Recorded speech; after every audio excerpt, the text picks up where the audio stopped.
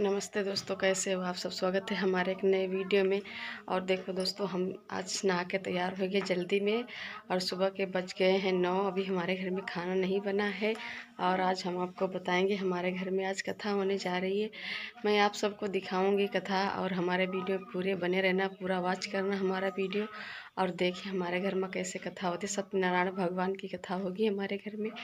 और आपको हमारा वीडियो अच्छा लगे तो लाइक और सब्सक्राइब जरूर कर देना अगर नए हो आप तो। और आप चलती हूँ आपको भगवान की कथा की तरफ लेकर। देखते हैं हमारे पंडित महाराज आ गए हैं, वही कथा कह रहे हैं, आपको दिखाऊंगी मैं भी। देखिए। सत्यनारायण भगवान की जय। देखो हमारे यहाँ पर सत्यनारायण भगवान की कथा हो रही। पूरी कथा सुनना है तो हमारा पूरा वीडियो आपको देखना होगा। और हमारे भगवान की कथा शुरू हो गई है देखो। और आपको पूरी कथा सुननी है, अगर सुननी है तो हमारा पूरा वीडियो देखना होगा। भगवान का हवन कर रहे हैं पंडित महाराज और अभी स्टार्ट करिए कथा। अब जैसे तुम लोगों का चाची अलग व्यवहार है, अब देखो बात अलग व्यवहार कुछ होते हैं। एक बार बोलो गणेश भगवान की जय, बोलो सरस्वती मैया की जय, श्री पवन पुत्र हनुमान की जय, श्री उमापति महादेव की जय, श्री वृंदावन बिहारी लाल की जय, श्री स्थान देवता की जय। आयु कम हो गई, इसी प्रकार से मनुष्य की भी आयु बहुत कम है।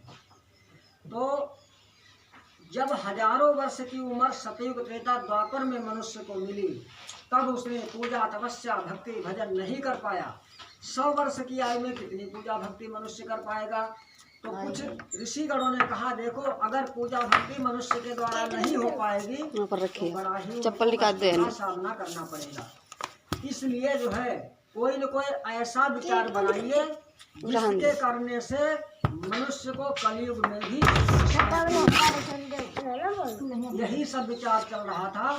तब तक क्या हुआ, नारदान समम प्रस्थो भगवान कमलापति सुरसई यथैवाह तच्र उद्धम समाहिता। देवर्षि नारद उसी जगह पर पहुंच जाते हैं जहां पर 88,000 ऋषिगण बैठे हुए। नारद जी को देख करके सारे सौनकादिक ऋषिगण कहने लगे, देखो देवर्षि यहाँ पर आते हैं, ये कोई न कोई मनुष्य के उद्धार का द्वारा अवश्य ही बताएंगे। जिस समय देवर्षि नारद पहुँचे, बड़ा ही सबने सम्मान दिया। आदर के साथ बैठाने के बाद देवर्षि नारद ने पूछा, हे सौनकादिक ऋषिगणों, आप लोग यहाँ पर किस काम के लिए एकत्र हुए हो, कृपा करके बताइए। जितने ऋषिगण थे सबने कहा, देखिए देवर्षि नारद, हम लोगों ने एक ऐसा विचार किया है, यह बताओ कलयुग में मनुष्य को थोड़ी आयु प्राप्त होगी, इस वजह से उनको बड़ा ही कष्ट पीड़ा प्राप्त होगा। कारण ये है कि वो पूर्ण कर्म धर्म करने से वंचित रहेंगे। तो बताओ उनको किस प्रकार सुख और संपत्ति की प्राप्ति होगी। नारद जी ने कहा, देखो जो आपने ये प्रश्न किया है, प्रश्न तो आपका बड़ा ही उत्तम है, लेकिन इस विषय में अभी तो नहीं हम बता सकते हैं, क्योंकि ये भगवान की माया का हाल है। थोड़ा सा मौका दीजिए, कलयुग को आने दो। और जब कलयुग आ जाएगा तो जब कुछ नहीं होगा तो हम नारायण के धाम जाकर उनसे पूछ करके कोई न कोई मनुष्य के कल्याण का द्वारा अवश्य ही आपको बताऊंगा। इतना कह करके देवर्षि नारद वहां से चल दिए। धीरे धीरे द्वापर का अंत हुआ और कलयुग ने प्रवेश लिया। जिस समय कलयुग ने प्रवेश लिया, उसने हर मनुष्य के कर्म के मुताबिक उनको फल देना जब प्रारंभ कर दिया, तो फिर क्या होता है, एकदा नारदो योगी परहनुग्रह कांक्षयाः ते पर्यटन विविधान लोके मृत्यु लोके नमुपागता। तीनों लोग में भ्रमण। देवर्षि नारद को मनुष्य की दुर्दशा देख करके दया आ गई, तो विचार करने लगे, देखो अब कलयुग में मनुष्य को बड़ा ही कष्ट मिलता है, हमें अब नारायण के धाम जाना पड़ेगा। यही विचार करके देवर्षि नारद जो है, केनोपायेन चैतेषां दुःखनाशो भवेत् इति सचिन्तमनसः विष्णुलोकं गतस्तदा। देवर्षि नारद सीधे वहां से विष्णु लोक को चले जाते हैं, जहां पर जाकर के नारद ऋषि ने क्या दृश्य देखा है। शांताकारं भुजगशयनं पद्मनाभं सुरेशं विश्वाधारं गगनमनिशं मेघवर्ण शुभांगमं लक्ष्मीकान्तं कमलनयनं योगविदधानकं नाम वंदे विष्णु भवभय हरणं सर्वलोकनाथं शांताकारं भुजगशयनं। भगवान विष्णु बड़ी शांत अवस्था में बैठे हैं। भुजग कहते हैं सर्प को। भगवान विष्णु शेषनाग की सैया पर लेटे हुए और लक्ष्मी जी भगवान नारायण के चरण दबाते हुए देखकर देवर्षि नारद हाथ जोड़ करके उनकी स्तुति करने लगे। कांति सुतामृषति निंदित शारदेन्दुर यत्र कृतो विलसितामसितांग शोभा वृंदावने विकृतया मुनिगांग संगम राधा मुकुंद युगलम तदहं नमामि। आदि मध्यांत हीनाय निर्गुणाय गुणात्मने सर्वेषामादिभूताय भक्तानामर्तनाशिने। नारद जी ने कहा, प्रभु जी आप अत्यंत शक्ति से संपन्न हो। मन अथवा वाणी आपको बिल्कुल ही नहीं पा सकती। आपका आदि मध्य अंत कुछ भी नहीं। निर्गुण स्वरूप सृष्टि के कारण भक्तों के दुखों को नष्ट करने वाले हो, आपको मेरा नमस्कार। अब भगवान विष्णु ने देवर्षि नारद की स्तुति को सुनकर के कहा, देवर्षि नारद आपकी प्रार्थना स्तुति से हम अति प्रसन्न हैं। अब हमें ये बताइए हमारे पास किस काम के लिए आए हो, कृपा करके बताइए। तो देवर्षि नारद ने जो सृष्टि पर मनुष्य की दुर्दशा देखी थी वही भगवान विष्णु को बताते हैं।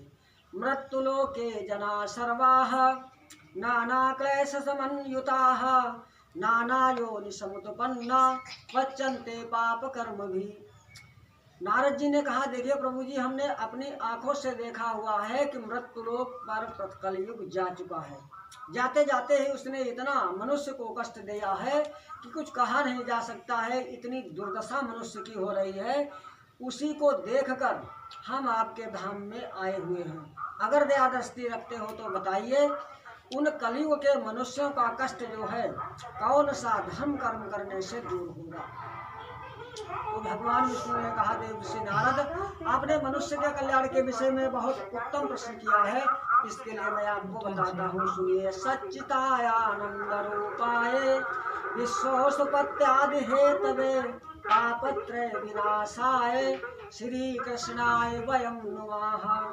कलयुग में जो मनुष्य श्रद्धा और भाव के साथ मिलकर भगवान सत्यनारायण की पूजा करेगा, उनकी कथा सुनेगा, ऐसे व्यक्ति को कलयुग का कोई प्रभाव परेशान नहीं कर पाएगा। नियम संयम से करने वाले व्यक्ति को संसार के सारे सुख पाने के बाद अंत में सद्गति प्राप्त होगी। अब देवर्षि नारद विष्णु लोक से जब विष्णु के द्वारा ये भगवान की कथा का आयोजन सुना, नारद जी ने कहा, प्रभु जी हमें ये बता दीजिए, व्रतेन तपसा किं वा पर्याप्यते वांछितं फलम तत्सर्वं श्रोतुमिच्छामः कथयस्य महामुने। उस व्रत का क्या फल है, क्या विधान है और किस प्रकार ये पूजा करनी चाहिए। तो भगवान विष्णु ने बताया, देखिए देवर्षि नारद इस पूजा में जो सामग्री लगती है, कदली फलम व्रतम क्षीरम गोधूमस्य च चूड़कम ये अभावा शर्करा चूड़ाया गुड़स्तथा। भगवान सत्यनारायण की पूजा में केला के फल, घी, दुग्ध, दही। अब देखिए हर पूजा में चाहे वो भगवान सत्यनारायण की कथा हो, चाहे वो अखंड रामायण हो, चाहे भागवत हो, चाहे यज्ञ हो, केला के ही पत्ते मंडप में क्यों लगाए जाते हैं। इसका एक विशेष कारण है। देखिए अनुसुईया सती का नाम सबने सुना है। उनके पति का नाम था दुर्वासा। बड़ा ही क्रोधी महात्मा है, जरा जरा सी गलती में साप दे देता है। और दुर्वासा की पत्नी का नाम था कदली। ये बेचारी इतनी भक्ति भावना में रहती है, हर वक्त भगवान की पूजा में ध्यान। लेकिन पति के कर्म क्या है, जब वो पूजा करने बैठती है तो वो कहते पूजा बाद में करिए, पहले पानी लाइए। तो पूजा छोड़ करके वो पानी देने जाती है। फिर पूजा के लिए बैठती है, तब कहते हैं हमारा बिस्तर लगा दीजिए, फिर पूजा करो। तो फिर पूजा को छोड़ देती, फिर बिस्तर लगाती है। अगर फिर बैठ गई तो कहते हैं हमें खाना लाइए, ये है वो है, यानी तमाम प्रकार से उसको पूजा नहीं करने देते।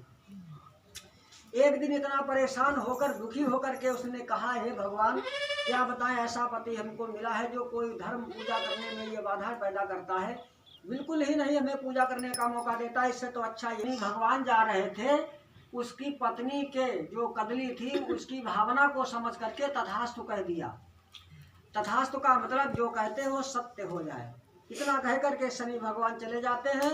दुर्वासा ऋषि ने उसकी भावना कार्य को समझकर हाथ में जल लेकर मंत्र से विमंत्रित करके अपनी पत्नी के ऊपर छोड़ दिया। वो पत्नी जल करके भस्म हो गई। अब देखो, कुछ विचार ऐसा होता है, जोश के साथ में थोड़ा होश भी रखना जरूरी होता है। कभी कदार जोश में बहुत बड़ा नुकसान होता है, और उसी समय थोड़ा ध्यान रखना चाहिए जब क्रोध आता है। जैसे कोई बच्चा है, कोई गलती कर दी, बच्चों से और हम आपसे बड़ी बड़ी गलतियां हो जाती हैं। तो मान लिया बच्चे से कोई गलती विशेष नुकसान हो गया, आप क्रोध में आकर उसके ताकत भर के उसके डंडा मार दिया, तो उसकी क्षमता नहीं उतनी चोट बर्दाश्त करने की, उसको उसका काम तमाम हो जाएगा। और बाद में पछताने से फिर क्या होगा। इसलिए पहले ही सावधान रहना चाहिए, जोश में थोड़ा होश रखना चाहिए।